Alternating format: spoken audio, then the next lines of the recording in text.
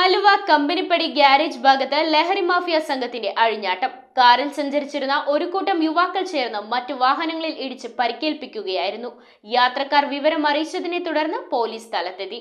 കാറിലുണ്ടായിരുന്ന 5 പേരിൽ 3 പേർ ഓടി രക്ഷപ്പെടുകയും 2 പേരെ പോലീസ് കസ്റ്റഡിയിലെടുക്കുകയും ചെയ്തു.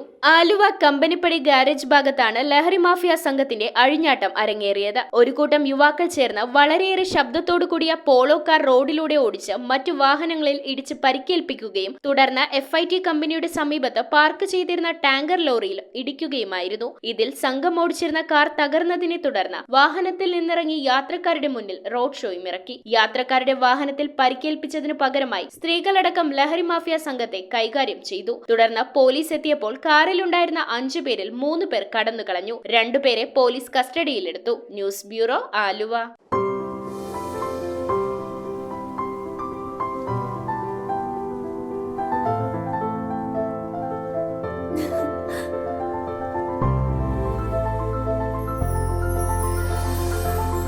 കളങ്കമില്ലാത്ത സൗഹൃദം പോലെ കലർപ്പില്ലാത്ത വിശ്വാസം. കല്ലൻസ് ജ്വല്ലറി.